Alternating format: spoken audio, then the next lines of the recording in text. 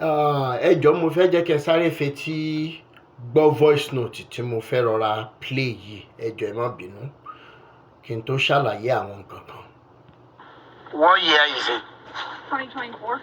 Ooh, and how much do you pay, like monthly? Monthly, I think it's, what was it now? 530 or 530 monthly. Yeah. Well, bi-weekly. Bi-weekly, that's like 1,060 monthly, which is not bad. No. Now, ọmọ tó ń sọ̀rọ̀ yìí high school graduate ni àbí high school graduate ni ó ń san $1,060 fún mọ́tò tó rà, insurance yẹn lọ bí $360, tá a bá rò papọ̀ ó ń lọ bí $1,420, tá a bá ṣe sí owó wa Nàìjíríà ó ń lọ bóyá bí 1.7-1.8 million lóṣù. Ó níye tó máa jẹ́ ní ọdún, ó dẹ̀ máa sanwó mọ́tò yìí fún ọdún méje, ẹ lọ ṣe kẹ́ ẹ mọ iye tó máa jẹ́. Ṣùgbọ́n graduate mélòó, first degree, second degree, PhD, professor mélòó ló ń rí owó jẹun ní Nàìjíríà lénìí? Mo ń sọ̀rọ̀ nítorí wípé ẹ̀yin kan ní torí wípé ó ti wà labroad ló ṣe ń sọ̀rọ̀ sáwọn bàbá ẹ̀ ní kìnnìkan ká ní pé orí yín pé tẹ́ ẹ mọ̀ tẹ́ ẹ̀ ń ṣe. Àwọn ẹbí àtàrà yín tó wà nílùú òyìnbó kí ni wọ́n ń ṣe lórí social media? Show off. Tí mi bá ti gba gbèsè lé wọn ní àwọn ra lé, àwọn ṣe kìnnìkan.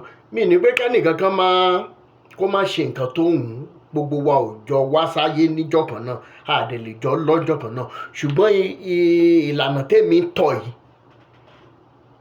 bórí tèmi ṣe yàn nìyẹn.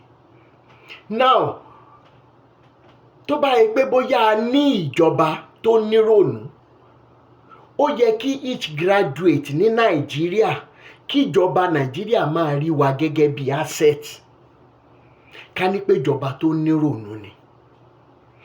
Eléyìí tí wọ́n á fi máa ṣètò oríṣiríṣi ká lè máa lo resources wa nílé fúnra wa, ká máa convert ẹ̀ sí finished product. Ṣé làwọn ìjọba yẹn ń gba owó lọ́wọ́ àwọn multinationals tó ń represent àwọn foreign countries yìí, wọ́n dẹ̀ mọ ọ̀nà bí wọ́n ṣe ń pa àwọn èèyàn lábúlé káàkiri tí wọ́n fi ń kó resources wa lọ sí abroad. And I will say this, any Nigerian or any African who is in diaspora, whatever you are enjoying, I must let you know today that those things are being served by the blood of our brothers and sisters back home. That is the truth. Now, tá bá ti post nǹkan kan, ẹ̀yin ká máa ní Yorùbá, Hausa, Igbo, ká ní wípé wọ́n ṣì wà lójú inú tá a mọ̀ tá à ń ṣe. Bá ti rí báyìí wípé multiculturalism wa ní Nàìjíríà, even though they meant it to be separating us and making us to fight one another, but kálá nínú tá à ń rò ní tá à mọ̀ ṣe bí àwọn baba ńlá wa. Mo fi títóbi Elédùmarè ṣẹlẹ́rìí fún yín, multiculturalism yẹn yẹ kó jẹ́ ohun agbára fún wa nílẹ̀ Nàìjíríà, tó ṣe wípé gbogbo nǹkan táwọn Ìgbò bá lè ṣe kíjọba tì wọ́n lẹ́yìn, gbogbo táwùsá bá mọ̀ ṣe kíjọba tì wọ́n lẹ́yìn, gbogbo tí Yorùbá bá mọ̀ ṣe, àwọn ti south tí wọ́n bá mọ̀ ṣe kíjọba mọ̀ tẹ́lẹ̀, ká wá kó gbogbo nǹkan tá a bá ní ká mọ̀ ṣe kíni, ká mọ̀ yọ síra wọn bígbà tá à ń ṣe trade by barter. Kẹ́ ẹ fún Nàìjíríà yẹn ní ọdún 10 lénìí, kẹ́ ẹ wo bí tí Nàìjíríà yẹn máa wà. Ṣùgbọ́n torí wípé àwọn wèrè, àwọn aṣèrè ló wà ń jọba, oyè yín látẹ̀yìnwá ni o, kì í ṣe kò bẹ̀rẹ̀ láti rẹ̀jíìmù yìí o, torí ó yẹ ká sòótọ́ ọ̀rọ̀. Láti ẹ̀yìnwá kò dẹ̀ sí gbogbo nǹkan tíjọba ṣe tí ò ní ìfẹ̀yìntì àti ìfọwọ́tì àwa aráàlú nínú. Nítorí ìdí èyí ńkọ́, a ní ẹ̀tọ́ láti máa pariwo ibi tó ń pa wá. Ìyẹn lọ bẹ́ẹ̀, gbogbo àwọn tó wá láwọn ń ṣe ẹ̀sìn, pàápàá jùlọ àwọn pastors pátá, ǹjẹ́ wọ́n mọ òótọ́ tó wà nídìí religion yìí àbí wọn mọ̀? Ẹ mọ̀ bá ń bi wọ́n. Nígbà tí ọmọ secondary school graduate tó bá ń fọ́ǹdì mọ́tò tuntun with 1.7 1.8 million naira lóṣù. Tẹ́ ẹ wá mú graduate tẹ́ ẹ sọ wọ́n dolórí burúkú ní Nàìjíríà tí ẹ̀yin kọ̀ọ̀kan wá ń wá sórí péjì mi máa sọ̀rọ̀ wípé mò ń sọ̀rọ̀ sáwọn bàbá ìjákujàku. How many graduates do we have in Nigeria today roaming the street or on one mountain or the other tí wọ́n ní pé kán máa wá pray? Àwọn masters degree holder, PhD holders wà lábẹ́ Táíwò Òjó, wọ́n wà lọ́dà Ọ̀dẹ́kúnlé Epaphras tí wọ́n ń ṣe prayer, ìwọ Ọlọ́run wá lànà fún mi, ìwọ Ọlọ́run wá lànà fún mi. Ẹ dẹ̀ ní wípé ká dákẹ́ pé ká má sọ̀rọ̀. Mo fẹ́ fi yé yín lénìí wípé àtàwọn tó wà ń jọba ni o, àtàwọn tó ń ṣe ẹlẹ́sìnmẹ̀sìn, tí n bá sọ fún yín lénìí wípé wọ́n ti pín Nàìjíríà, wọ́n ti pín gbogbo ọmọ Nàìjíríà sọ́wọ́, ẹ mọ̀ gbà bí mo ṣe ń sọ fún yín.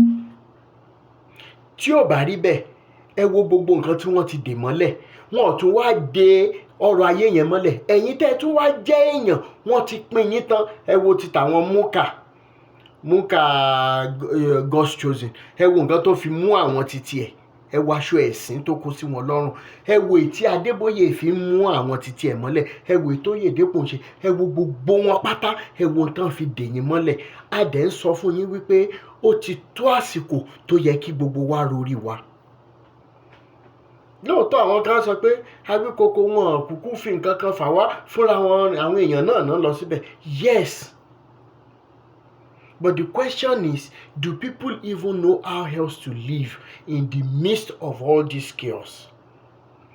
Do people even know how else to live their lives when you consider the kind of intentional, weaponized poverty that we currently have in Nigeria?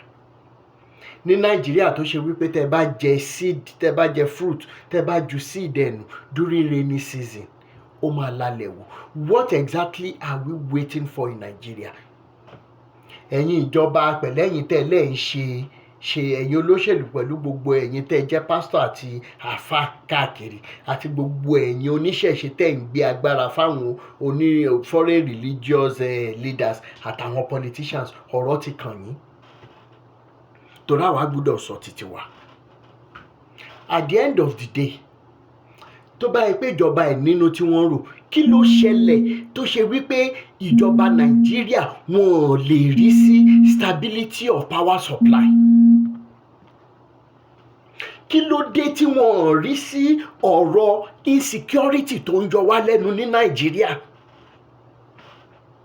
Ẹ wá mú problem Nàìjíríà, ẹ sọ di quadratic polynomial mọ́ wa lọ́wọ́, in tó yẹ kó jẹ́ linear equation. Olóko ò lè lọ sóko, ọlọ́nà ò lè yẹ̀nà mọ́. Ẹ wá pín Nàìjíríà, ẹ wá sọ́rí bolùbá wá wí tàbí irú Afẹ́ Babalọ́lá náà tún wá ń create distraction. Àwọn bàbá òṣì, àwọn bàbá akúmámọ́nà ọ̀run. Ṣé rí, èmi ò ní sọ̀rọ̀ jù nínú fọ́nrán. Mo kàn tún ní kí n tún fi lè tún ṣìwà létí gbogbo ẹ̀yin tẹ́ ń kú lọ lórí òkè kan, tẹ́ lọ ń pray ọ̀ káàmpù kan ọ̀ sílò kan. Ayé yín ti bàjẹ́ ẹ̀ mọ́ ni. Torí ó yẹ ká sọ bó ṣe rí, kò yẹ ká tún máa fọwọ́ pa yín lórí mọ́. Ayé yín ti bàjẹ́ ju bó ṣe yẹ lọ. Oyèdépò tó ń kọ́ háàkì billions of naira sí, kí ló Oyèdépò fẹ́ achieve? Ó mọ̀ pé bàbá yẹn mọ̀ pé láìpẹ́ láì jìnnà òun lè jákùn, òun lè jásẹ̀. Ó dẹ̀ mọ̀ pé owó tóun ti fọ̀nà èrú kójọ àti ìka inú ẹ̀, òun gbúdọ̀ ná owó yẹn síbi kan. Ẹ lọ kọ́lẹ̀. Ẹ bá mi tọ́jú fídíò yìí. Awíkoko ò tún ní sọ jù báyìí lọ́nà. Èmi ń lọ sùn náà. Ẹni tó bá nínú tó nínú tó lérò kó gbọ́n tí mò ń sọ. Àwọn graduate wá ń ṣòṣì bí ẹran aṣẹ́wó. Àwọn ọmọ secondary school, gbogbo nǹkan tá à ń enjoy láwọn ìlú ìbò náà ti ń kó resources yẹn wá. Kì í ṣe Áfíríkà ni. Kí ló ṣe wá láfíríkà? What is wrong with us? Ó dìgbà náà.